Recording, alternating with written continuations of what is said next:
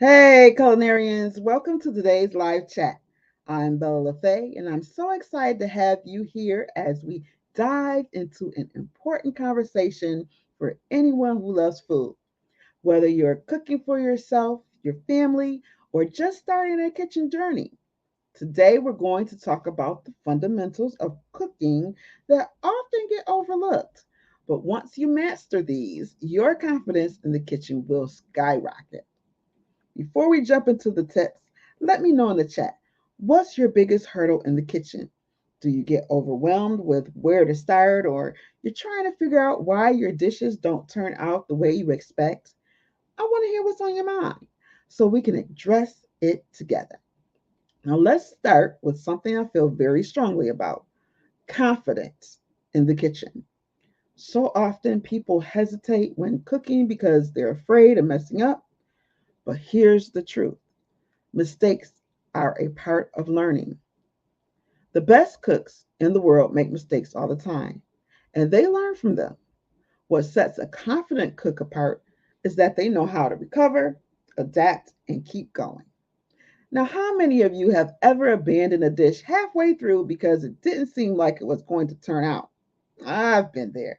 But here's some advice: next time, don't give up. Taste along the way, adjust your seasonings, and trust that even if it's not perfect, you'll learn something from it.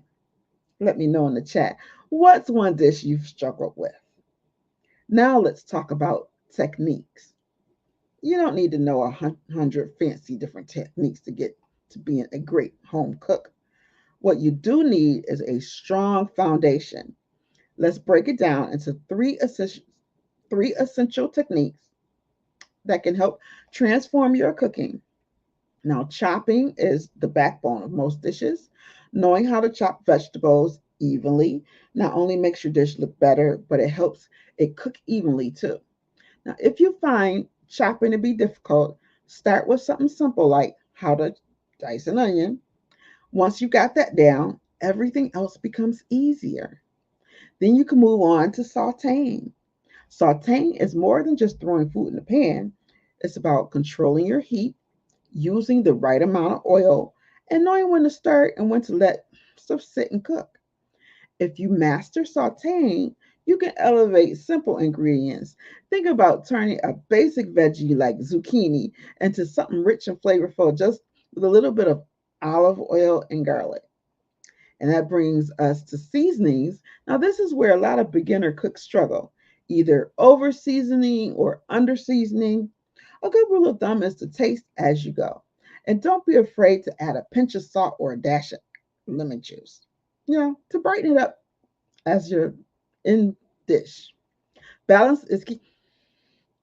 Balance is key and something you'll develop as you cook. I thought I smelled some burning food. Okay, let's pause for a moment. Do any I do Is somebody cooking something? I smell some burning food. Someone must be down there cooking. He must be cooking something. Hold on.